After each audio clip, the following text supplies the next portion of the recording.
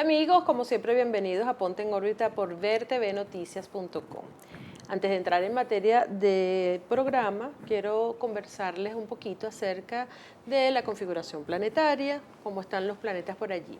Bueno, estamos a punto de que el planeta Venus entre al signo de Cáncer. Esto significa que nos vamos a poner mucho más románticos, vamos a estar como más con deseos de estar en la casa, compartiendo con la familia, con los hijos. Nos ponemos, sobre todo las mujeres, nos ponemos maniáticas de la limpieza y del orden en el hogar. Así que atención con eso para todos. Es un buen momento para pensar en las relaciones de pareja y si hay alguno de los que quieran casarse, siempre y cuando Mercurio no esté retrógrado, pueden hacerlo con un tránsito de Venus por el signo de Cáncer. Dicho esto, también les quiero recordar que estoy dictando los talleres 1 y 2 de barajas españolas, porque la gente me dice, bueno, pero barajas españolas, ¿y qué diferencia hay entre las barajas españolas y el tarot? Mucho. El tarot está conformado de arcanos mayores y arcanos menores, es decir, que ambos, en global, dan una información muy importante en el momento de la consulta o en el momento del trabajo que la persona quiera realizar. Con las barajas españolas, que son muy chismosas, déjeme decirle, solamente hablamos de la parte cotidiana y de la manera como yo se los enseño, usted va a poder consultarse a sí mismo, porque no hay nada más difícil en la vida que verse a uno mismo. Ustedes nunca han visto un médico que se está operando, un odontólogo sacándose una muela, no, ¿verdad? Bueno, justamente eso es lo que sucede con los psíquicos o con las personas que trabajan con este tipo de terapia. No se pueden consultar a sí mismos, pero hay una fórmula que es la que yo les muestro a través del taller 1 y 2 de barajas españolas.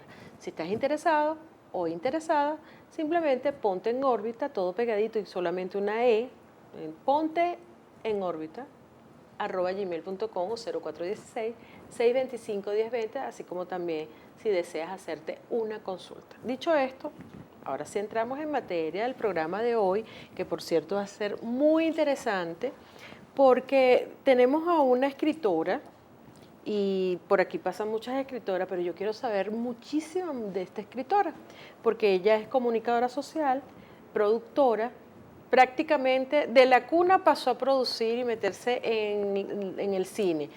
Y luego nos trae ahora una sorpresa, que es este libro, de Leonora Villegas, La vida, un teatro.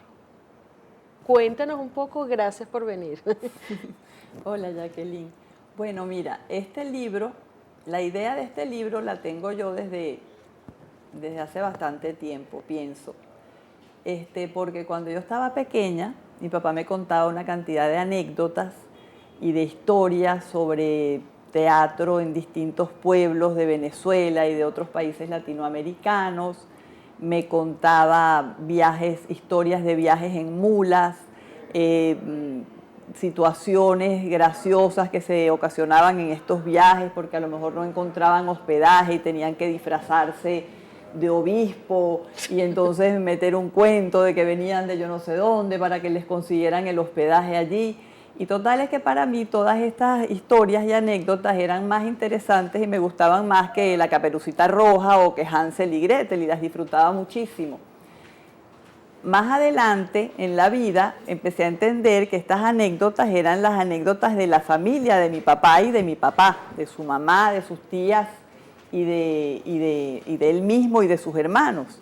Entonces pues me encantaron aún más y siempre pensé que todas esas historias yo tenía que ponerlas en algún día juntas, tú sabes, como que plasmarlas y organizarlas para que quedaran como un legado, así fuera para la familia, porque realmente este libro empezó así, con una fotocopia. Bueno, me tardé un tiempito en hacerlo. Cuéntame cuándo lo inicias. Mira, como en el 2011, más o menos, yo empecé con la idea y entonces empecé a investigar y a preguntarle a los que todavía quedaban de la familia, que pudieron de alguna manera estar involucrados en algunas de estas cosas, en estos cuentos, o que los hubieran oído de primera mano más que yo. Bueno, así, pues que hubieran estado más cerca, digamos, de estos cuentos, porque yo tenía a mi hermana, ya tiene 70 y casi 78 años, tenía primos de 82 años, que entonces, lógicamente, pues ellos estuvieron más cercanos a toda esta historia. Entonces empecé con toda esta investigación y entonces escribía y ponía todas las cosas en orden. Bueno, hubo una cosa curiosa que fue que todo esto comenzó cuando me senté a escribir, empezó a salir un formato de teatro del cual, tú sabes, yo no tenía mucha idea. Bueno, había estudiado teatro en la universidad, pero no era de las materias a lo mejor que más en las que más me destaqué, claro, vamos a decirlo, claro, ¿no?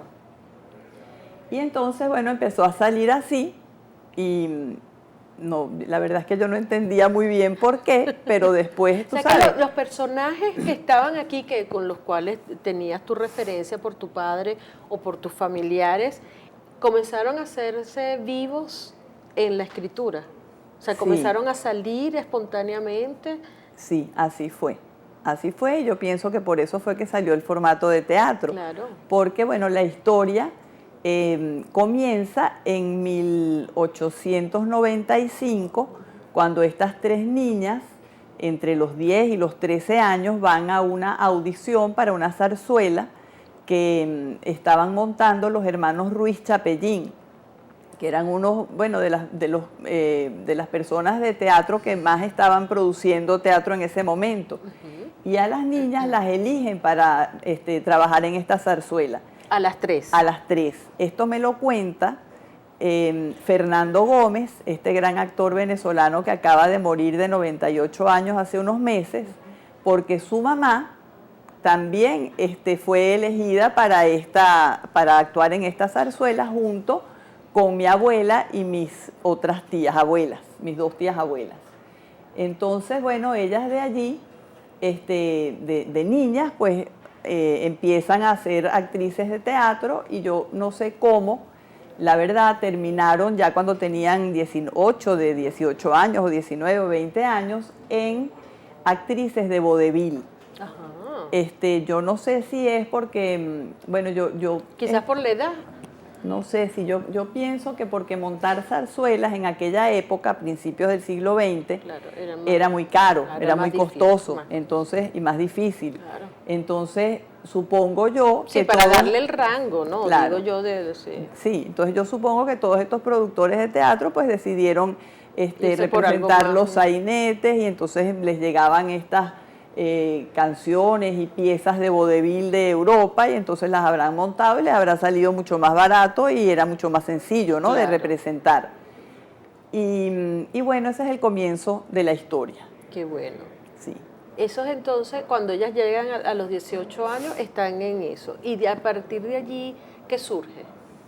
Bueno, después, yo no les voy a contar todo el cuento porque yo no me lo he leído, pero sí, por lo menos que uno vaya. Lo que pasa es que si se los cuento yo, entonces no van a tener sin necesidad de que no, y más bien no, sin necesidad de contar porque seguramente va a ser muy sabroso leerlo. Claro, yo creo que sí.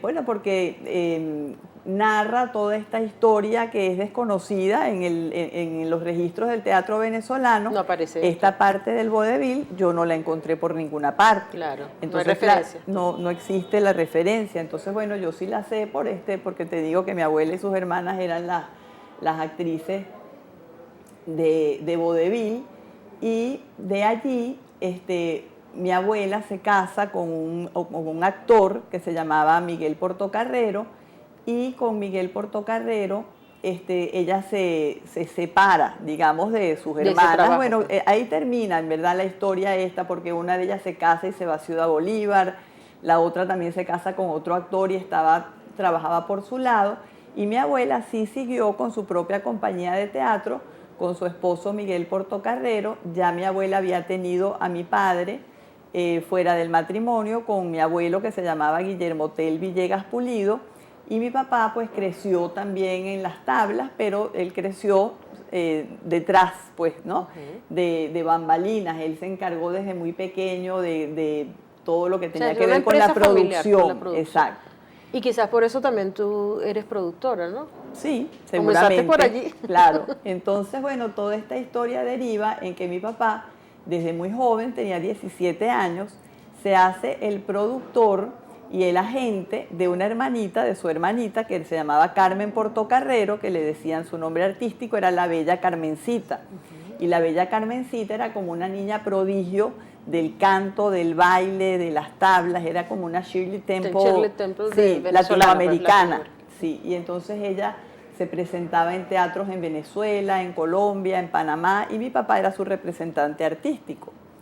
Y bueno, de allí, mi papá pues tiene otros trabajos relacionados con el teatro a lo largo de su vida, y en México también está en una compañía de teatro de una famosa actriz para esa época, ya estamos hablando como de 1929, que se llamaba Lupe Rivas Cacho. Ella tenía su propia compañía en México. En México, ella era mexicana y tenía su propia compañía. Y mi papá se hizo también el agente de la compañía de Lupe Rivas Cacho, y de allí, bueno, tenía una relación sentimental también con ella, pero conoce a mi mamá, que era mexicana también, y era una muchacha, bueno, joven, y le horrorizó esta vida de teatro. Júramelo. Sí, y cuando él le propuso matrimonio, ella le dijo, la condición es. Exacto. Así mismo. Así mismo. Y te sales de allí. Y te sales Y si me quieres de verdad, ya sabes lo que tienes que hacer. Y el Señor lo hizo. Lo hizo. Sí. Qué bonito. Pero bueno, pero resulta que después ellos se vienen a Venezuela. Él estaba trabajando como periodista en el periódico Excelsior de México, después que deja ya el teatro. Pero cuando llega aquí a Venezuela... O sea, él se enserió allá en México. Él sí, se enserió. O sea, dejó el teatro, se puso... O sea, cumplió con su promesa en ese momento allá. Pero entonces, ¿y luego se vino aquí? Luego se vino aquí a Venezuela como corresponsal de este periódico. Del Excelsior. Del Excelsior en México. Entonces él vino para escribir artículos de interés sobre Venezuela y mandarlos para allá y tal. Y aquí se le ocurre la genial idea de hacer una productora cinematográfica. Entonces, pues la hizo, y es Bolívar Films. Entonces, bueno, ¿Y cómo se comportó tu mamá con eso? Bueno, ya no era teatro. Ya no era teatro, ya era cine, sí, pero era igualito, era del mismo. Era lo mismo, era más tema. o menos lo mismo, pero él cumplió su promesa, no más teatro. Pero entonces, bueno, vino el cine y claro, muchas veces digo yo, ¿no?, que mucha gente podrá pensar, caramba, este señor, qué intrépido, ¿verdad?, que de repente en 1940 se le ocurrió hacer una empresa cinematográfica. Pero, ¿sabes?, a lo mejor piensan que era que él no tenía ninguna preparación para eso, sino que era sencillamente una persona aventurera. Pero resulta que no, que él tenía su preparación y una trayectoria y una experiencia de vida, pues. Ahora, si tú creces allí, porque me contaste que a los 17 años ya estás trabajando y luego te pones a estudiar comunicación social, o más o menos, o sea, que eso es un enriquecimiento absoluto de todo lo que hay allí, porque Bolívar Film es una institución, prácticamente, o sea, es el referente que tenemos todos en Venezuela, comunicadores o no, de lo que significa el cine y la producción de todo, porque realmente ustedes han hecho de todo. Digo ustedes porque... Sí, el cine como industria, ¿no? Que fue lo que él concibió, porque claro, aquí en Venezuela habían habido intentos de cine, pero a lo mejor no tenía... Pero no una empresa montada con todo, con laboratorio, con estudios, con sonido, con montaje, con todo, ¿no? Como sigue siendo hasta hoy en día. Este año cumple 75 años, por cierto. Imagínate tú. Sí. Toda una vida. Sí. O sea que este libro, en resumidas cuentas, es como una historia de lucha, de esfuerzo, de trabajo y de logros, ¿no? Claro. Y el logro, pues, ya va a cumplir 75 años. Pero hermosísimo. Me gustaría de verdad leerlo. ¿Y quién te lo editó? Mira, yo lo monté, bueno, yo no, me lo montó Marco Antonio Díaz. Ajá. Él tiene una empresa que se llama The Little French eBooks, y entonces él monta libros en páginas de descarga de libros como Amazon y Smashwords, Linio.com, que es una página que se puede comprar, donde se pueden comprar los libros en bolívares. Y bueno, y así a través de Marco Antonio es que esto arrancó, tú sabes, y empezó a rodar porque... O sea, que tú lo hiciste como un experimento. Sí, yo lo hice para la familia. Exacto. Y ya tienes agotada la primera edición, vas por la segunda, exacto. Has hecho un recorrido por todas partes, sigues haciendo el recorrido. Me invitaron a una entrevista en Nueva York, imagínate, en una cadena latina, un señor que tiene un programa que se llama El Autor y su Obra, tiene 18 años con su programa y él lo leyó porque una amiga mía le entregó el libro porque ellos son amigos y él le dijo, ay, yo quiero entrevistar a tu amiga porque me encantó esa historia. Total es que fui.